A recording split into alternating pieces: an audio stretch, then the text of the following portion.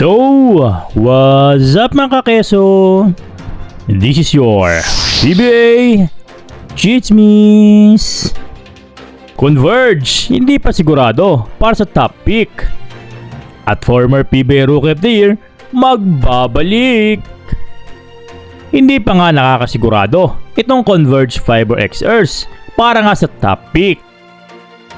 Matapos niyang iwanan ng kanilang mga star players, itong Converge ay nalagpak nga ito sa pinakamababang team standing na magtala lamang na 1 panalo at 10 talo.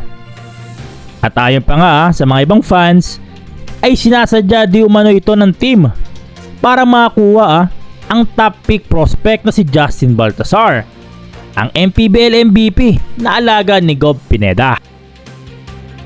At ayon nga sa mga chismis mga lods ay magpapadrop lang daw ito kapag Converge ang pipili sa kanya.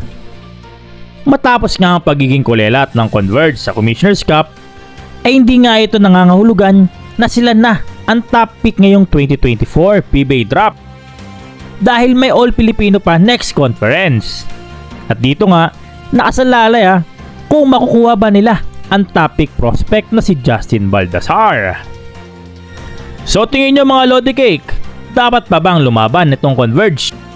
Or magpatuloy na lang sa pagpapatalo para nga makuha itong si Justin Baltazar?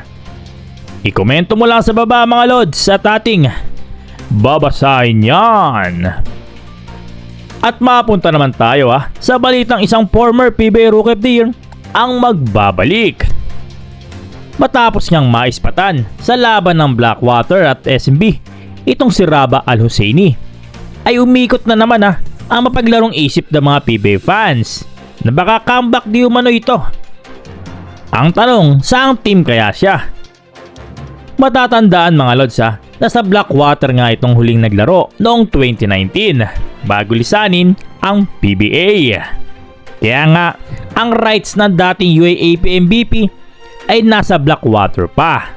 Balita din natin mga Lods ay minomonitor di umano ang status itong si Raba ng ibang koponan kabilang ang Ginebra, SMB, TNT at NLEX Road Warriors.